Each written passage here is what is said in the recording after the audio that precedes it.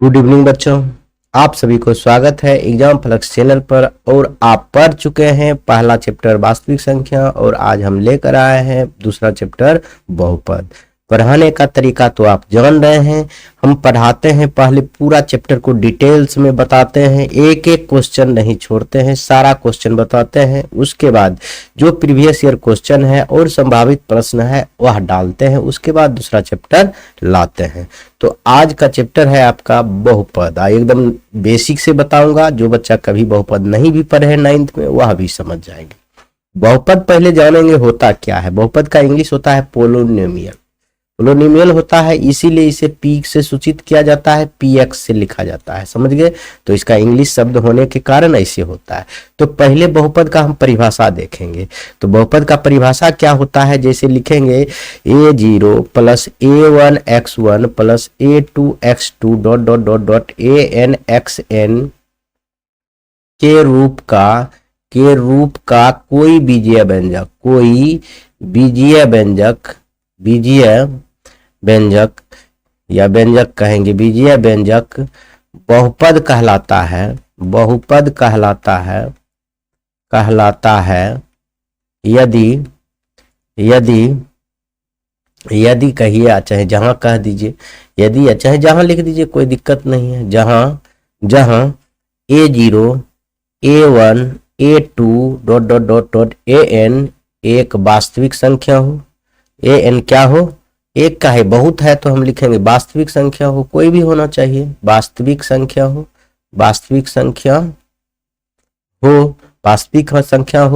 तथा an not equal to 0। अगर an 0 हो जाएगा तो बहुपद रहेगा ही, पूरे 0 हो जाएगा, इसलिए लिखते हैं। एवं एक चीज और लिख सकते हैं, n एक और ऋणात्मक क्या होना चाहिए, पूर्णांक होना चाहिए, यानी पूर्ण संख्यांक। n क्या होना चाहिए, एक और ऋणात्मक पूर्णांक अथवा क्या होना चाहिए, पूर्ण संख्या होना चाहिए। अथवा क्या होना चाहिए, पूर्ण संख्या होना चाहिए, तब हम बहुपद कहेंगे, नहीं तो नहीं कहेंगे। और एक चीज इसमें जानेंगे कि a1 a0 a1 जो होता है, देखिए a0 a1 a2 dot dot dot dot an बहुपद का गुणांक कहलाता है, कोफिशिएंट कहलाता है। इतना को बहुपद का क्या कहलाता है, गुणांक कहलाता है। क्या कहलाता है, गुणांक कहलाता है, समझ गए। और x के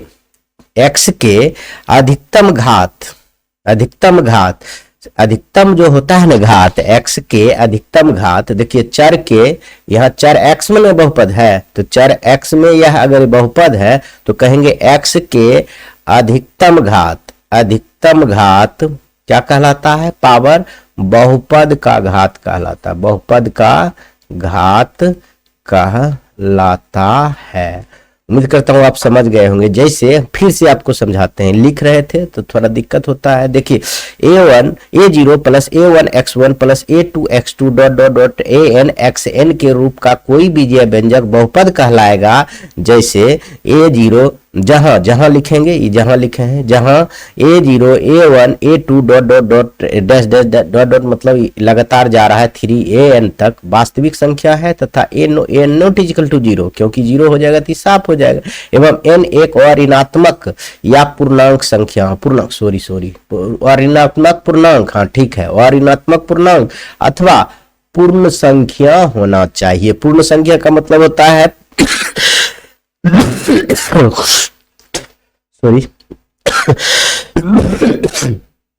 सॉरी बच्चों, इसके लिए क्षमा है, सर्दी थोड़ा बढ़ गया है, पता नहीं क्या है, सर्दी हो जाता है। तो इस रूप का कोई भी बीजीय व्यंजक क्या कहलाएगा, बहुपद कहलाएगा जब ई वास्तविक संख्या हो, ई जितना a2 an सब वास्तविक संख्या हो, और n जो है और ऋणात्मक यानी पूर्ण संख्या होना चाहिए। यानी पूर्ण संख्या कहते हैं प्राकृतिक संख्या में जीरो जोड़ देने से हम इसको क्या कहेंगे, पूर्ण संख्या कहते हैं। तो ई जो a1 a2 a0 यह है बहुपद का गुणांक है, और x का अधिकतम घात ही बहुपद का घात कहलाता है। अब ये आप सोचेंगे क्या बता रहे हैं, जैसे हम कहेंगे x square plus b x plus c, तो हम ऐसा एक द्विघात बहुपद लिए हैं। अगर कहेंगे इस बहुपद का घात क्या है तो आप कहेंगे 2। x का अधिकतम घात क्या है, 2 ही है, इसलिए बहुपद का घात क्या होगा, 2 कहेगा। और कहेंगे चर x में यह बहुपद है। कौन सी चर में है, बहुपद है, चर x में यह बहुपद है।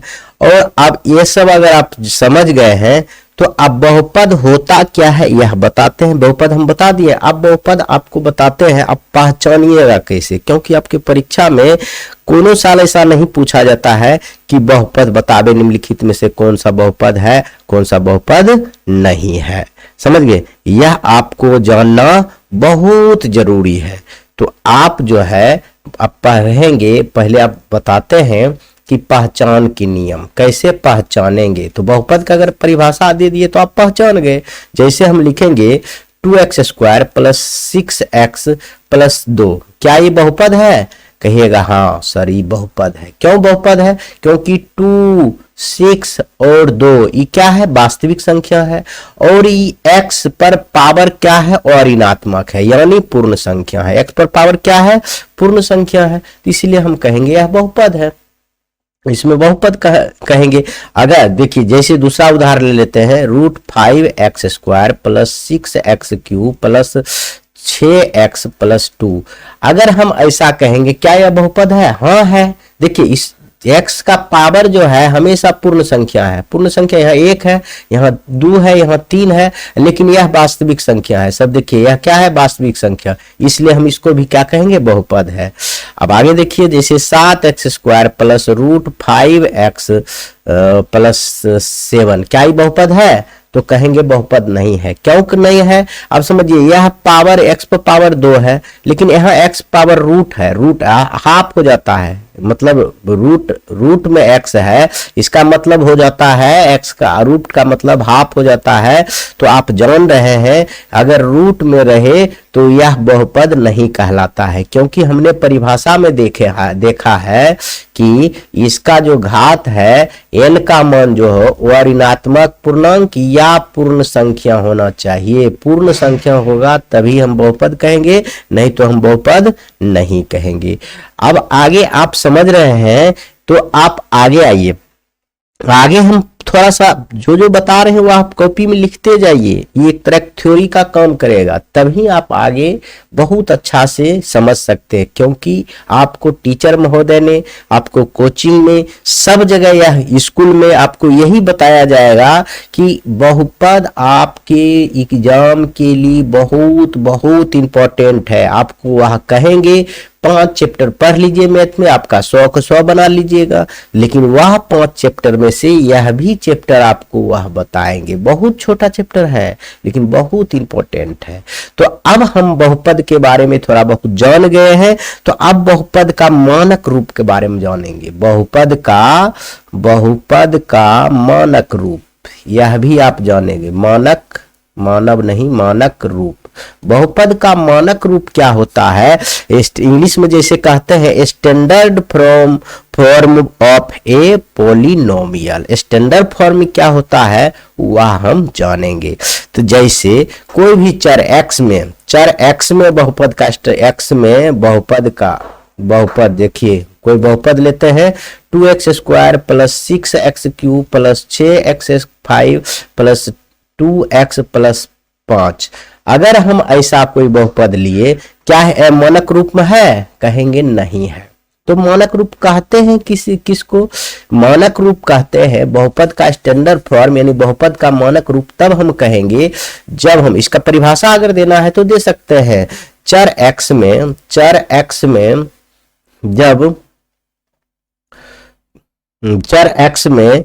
जब x के घात को जब चर x में जब x के घात को घटते या बढ़ते क्रम में, जिसको आरोही और अवरोही क्रम करते में सजाने पर बहुपद का मानक रूप कहते हैं। बहुपद का मानक रूप कहते हैं। जैसे हम आपको यह बता रहे हैं, यह परिभाषा इतना लिख दीजिएगा, बहुपद का मानक रूप क्या होता है। तो देखिए इसको हम क्या करेंगे, चर x में इसका घात के घटते या बढ़ते क्रम में सजा देंगे, उसी को हम कहते हैं बहुपद का मानक रूप। जैसे इसमें सबसे ज्यादा घात कहता है 5 है, उसके बाद देखिए कितना है 6 पावर 3 है, प्लस उसके बाद क्या है 2 है, और उसके बाद देखिए इस पर घात x है, और उसके बाद बिना चर में वाला, तो ये हुआ बहुपद का मानक रूप। आप इसको ऐसे भी लिख सकते हैं 5 + 2x + 2x square + 6x cube plus 6x power 5, यह भी मानक रूप हुआ, यह भी स्टैंडर्ड फॉर्म हुआ और यह भी स्टैंडर्ड फॉर्म हुआ, लेकिन यह स्टैंडर्ड फॉर्म में नहीं है। उम्मीद करता हूं कि आप लोग समझ गए होंगे, और इसी के साथ आगे हम पढ़ेंगे बहुपद का प्रकार। देखिए अभी तक आपको हम यह बताए हैं बहुपद क्या होता है, बहुपद का पहचान क्या होता है, बहुपद का मानक रूप क्या होता है। अब पढ़ेंगे बहुपद का प्रकार। पद के आधार पर देखेंगे, उसके बाद घात के आधार पर। तो हम 3 प्रकार से देखेंगे। पहला देखिए, पहला हम लिखेंगे कि ये सब आप नोट करते जाएंगे तभी आपको बढ़िया से समझ में आएगा, और इसी को थ्योरी पार्ट कहते हैं। अभी हम चैप्टर पर नहीं गए हैं, चैप्टर पर जाएंगे एक ही क्लास में। तो हम पहले कहेंगे इसमें एक पदीय बहुपद। क्या कहेंगे, एक पदीय बहुपद, एक पदीय बहुपद। तो पहले इसको परिभाषित कर देते हैं, उसके बाद आपको घात के आधार पर बताएंगे। तो पद के आधार पर हम जिस बहुपद में एक ही पद रहता है उसे एक पदीय बहुपद कहते हैं। यहां लिखेंगे जिस बहुपद में एक ही पद रहता हो उसे एक पदीय बहुपद कहते हैं, पदीय बहुपद कहते हैं। जैसे अगर बात करें हम, तो जैसे की बात करें तो यह देखिए, जैसे एक पदीय हम 2x हो गया, 2x स्क्वायर हो गया, 3/2x हो गया। देखिए एक ही पद है ना, एक पदीय बहुपद कहेंगे। अब दूसरा आइए, दो पदीय बहुपद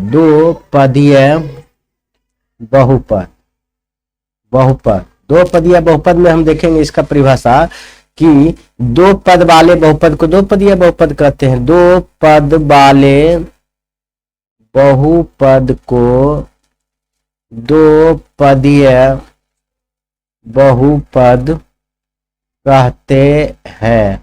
और जैसे की बात करें जैसे ax + b, और देखिए जैसे हो गया 2x + 1, 3x + 5। देखिए दो पद है ना, एक चर है एक अचर है, यहाँ सिर्फ चर भी है तो एक ही पद है, इसलिए इसे एक पदीय, इसको दो पदीय कहते हैं।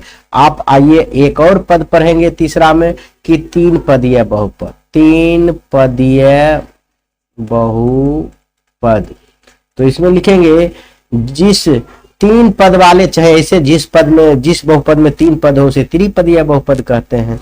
तो हम इसमें क्या लिखेंगे, जिस बहुपद में, या इतना नहीं लिखने का मन है तो डायरेक्ट लिखिए ना, क्या दिक्कत है, डायरेक्ट लिखिए 3 पद वाले बहुपद को 3 पद वाले बहुपद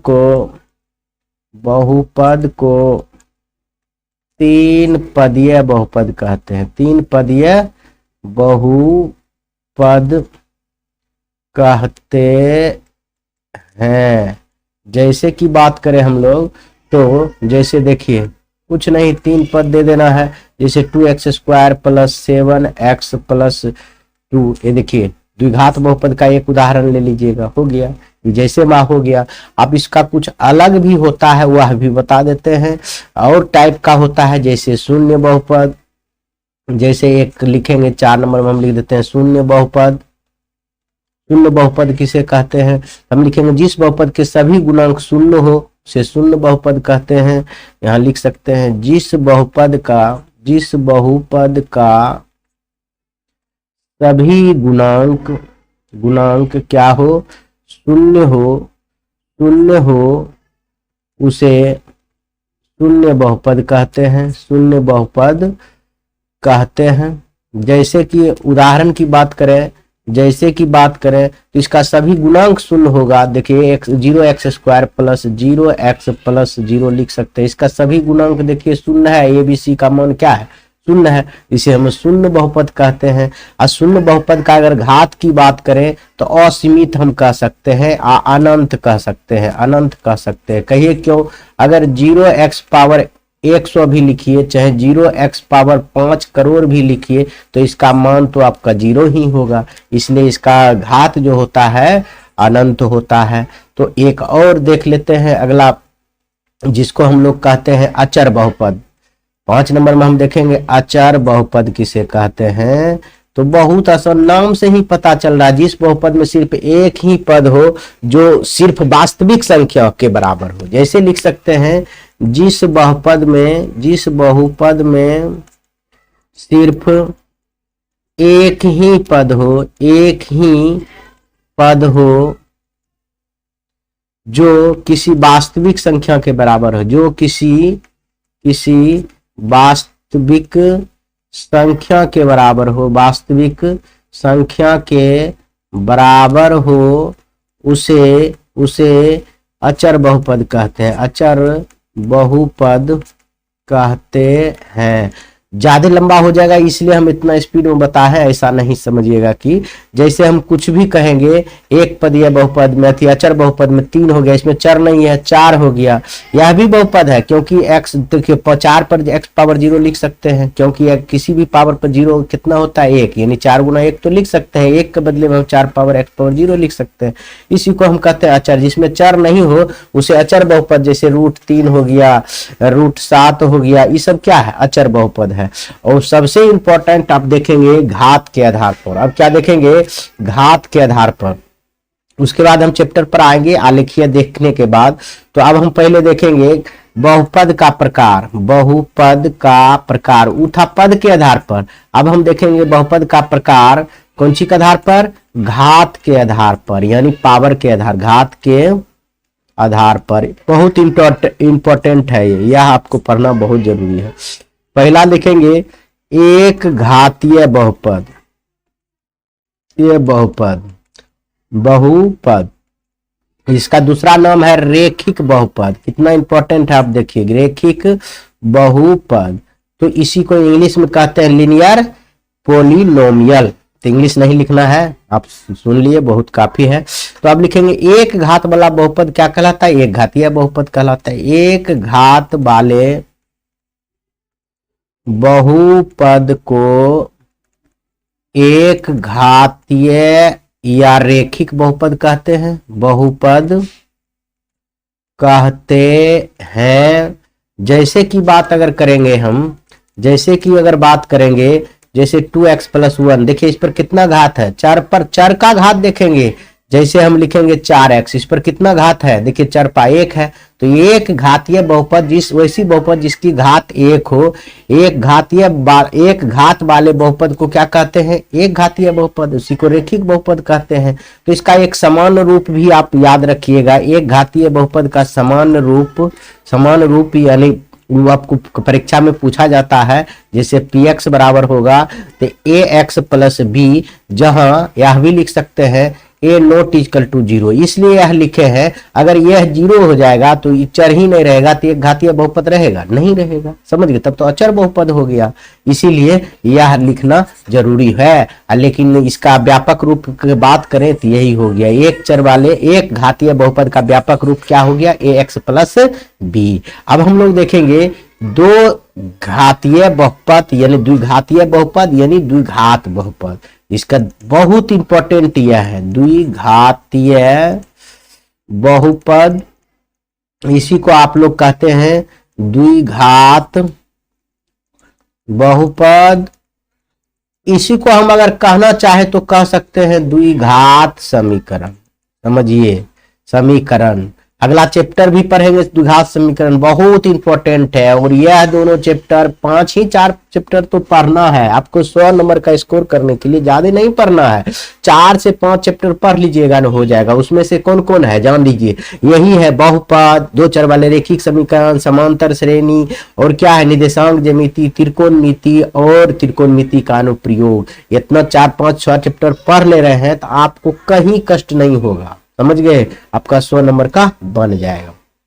आगे आइए, अब इसमें हम देखेंगे इसका परिभाषा, दो घात वाले बहुपद को द्विघातीय बहुपद कहते हैं। यहां लिखेंगे दो घात वाले बहुपद को दो घातीय बहुपद कहते हैं, बहुपद कहते हैं। बस हो गया। अब जैसे की बात करें तो उसका एक से एक उदाहरण हो गया। पी एक्स बराबर हम लिख सकते हैं 4x² प्लस 3x प्लस 1, या हम लिख सकते हैं क्यू वाई भी लिख सकते हैं, y के चर में भी लिख सकते हैं y² प्लस 5। देखिए यह इस पर पावर कितना है 2 है, इस पर पावर क्या है अधिकतम पावर कहेंगे, क्योंकि बहुपद का घात अधिकतम पावर ही होता है। हम बोले न चर का अधिकतम घात ही बहुपद का घात कहलाता है, समझ गए। तो इतना बात तो आप लोग समझ गए होंगे। तो इसका समान रूप भी बहुत जरूरी है, यह तो इतना जरूरी है कहिए ना, इसका समान रूप यानी व्यापक रूप जिसको कहते हैं, समान रूप या इसी को कहेगा व्यापक रूप। तो व्यापक रूप की बात करें तो इसमें हम लिख सकते हैं पी एक्स बराबर ax² plus bx plus c. तो देखिए जहां यहां लिख सकते हैं ए नॉट इक्वल टू 0, क्योंकि ए 0 हो जाएगा तो x² खत्म हो जाएगा, तो ये तो हो जाएगा एक घातीय बहुपद बचेगा, समझ गए, इसीलिए यह लिखा जाता है। तो ये आप लोग आराम से समझ गए होंगे। और अब हम देखेंगे त्रिघात बहुपद, और यह अंतिम होगा। त्रिघात बहुपद से ज्यादा क्वेश्चन नहीं रहता है, लेकिन कुछ रहता है, उसके व्यापक रूप कई बार पूछ दिया है, इसलिए आपको यह जानना जरूरी है। तो अब देखिए हम देखेंगे त्रिघात बहुपद, तो उसी प्रकार परिभाषा उसी प्रकार देंगे। 3 घात वाला बहुपद को त्रिघात बहुपद कहते हैं, 3 घात वाला बहुपद को क्या कहते हैं त्रिघात बहुपद कहते हैं, बहुपद पद कहते हैं। जैसे आप देखेंगे हम लोग, जैसे हो गया कि पी एक्स बराबर हम लिख सकते हैं x³ plus 4x² plus 3x plus 5, यह लिख सकते हैं।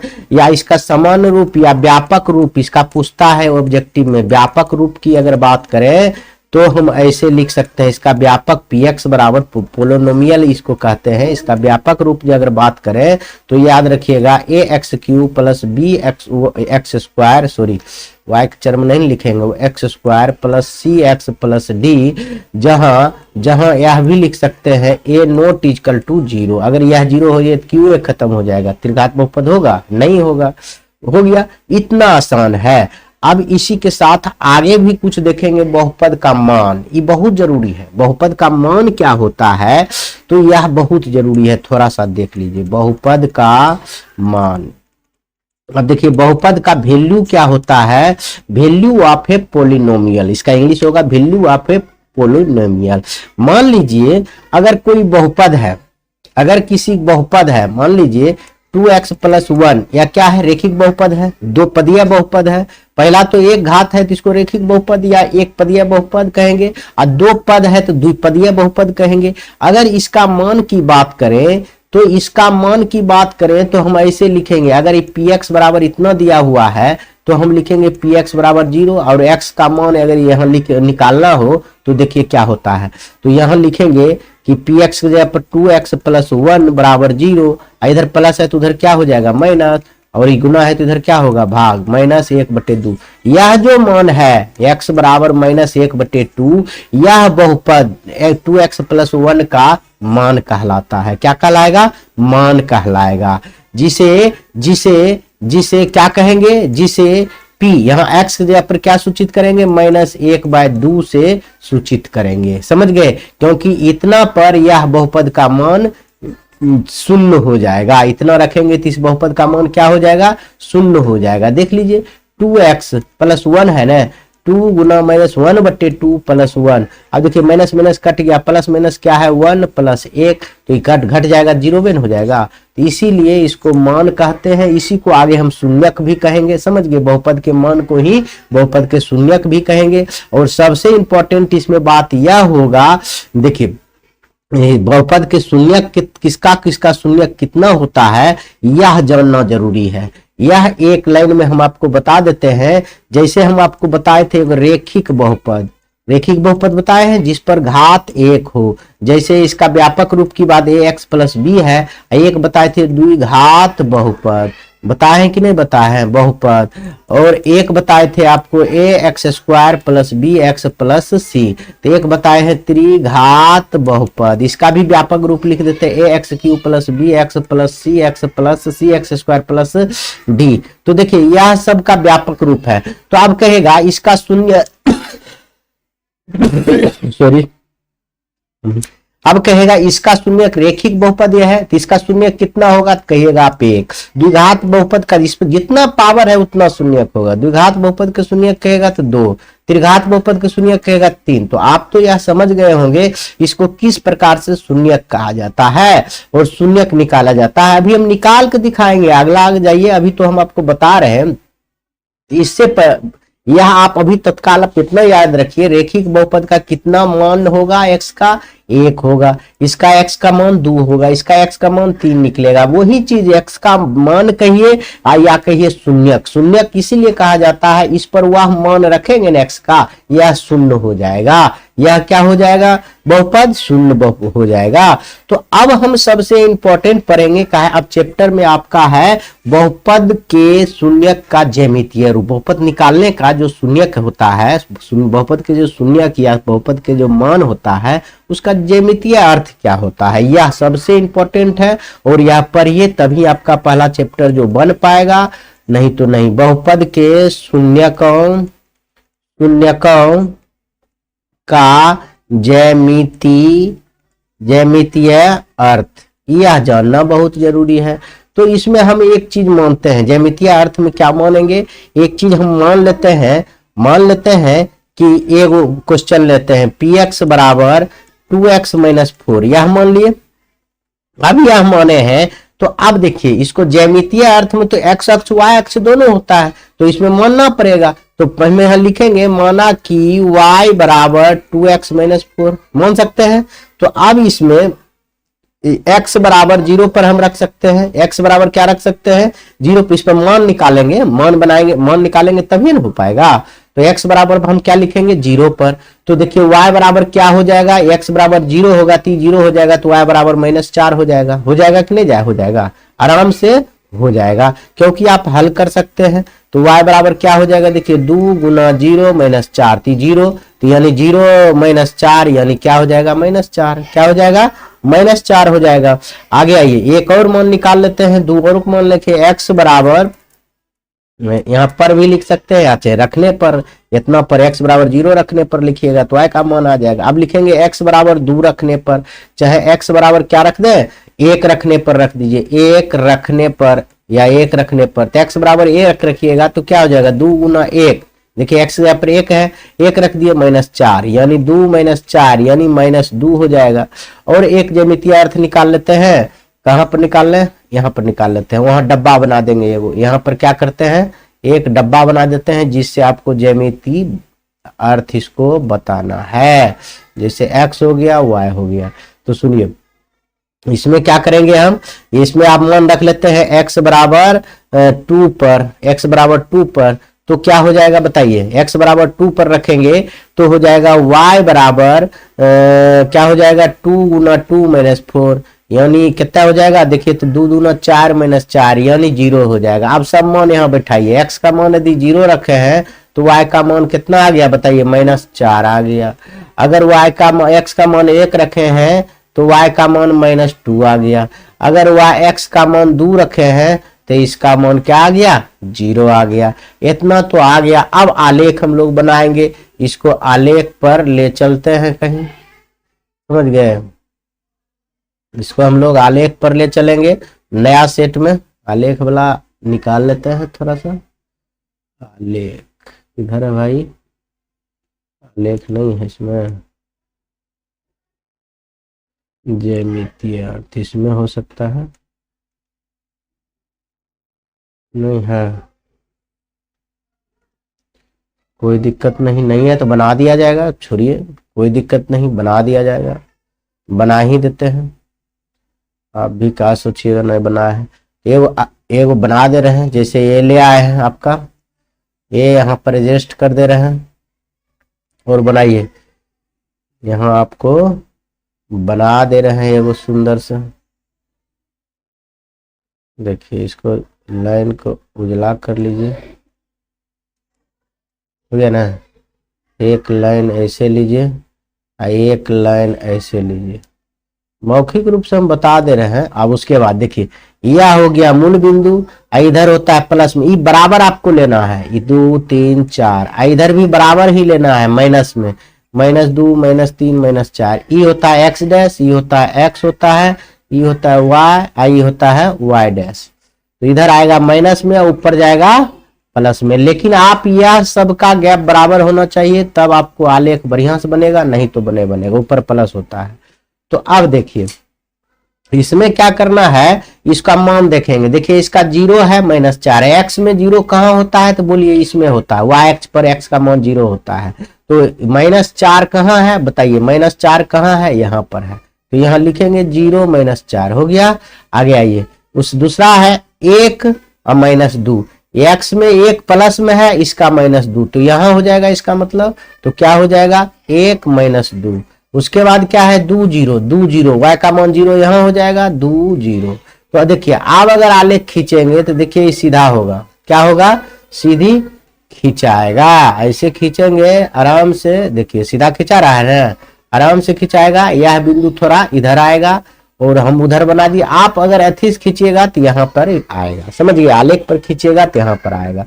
तो अब देखिए इससे क्या स्पष्ट होता है, इसका जो मान होगा, ये जो आप समीकरण लिखे थे, अभी समीकरण देखे थे, इसमें समीकरण लिखा जाता है 2x - 4, यह जो समीकरण का है मान कितना होगा, x का वैल्यू कितना होगा, तो हम रेखिक समीकरण है, एक मान होगा, एक शून्यक होगा, जैसे हम लिख सकते हैं 4x - 4 बराबर 0, 2x - 4 बराबर 0, तो 2x बराबर माइनस है तो उधर प्लस हो जाएगा, अब बोलिए x इधर गुना है तो उधर भाग हो जाएगा, x बराबर कितना हो गया 2 हो गया।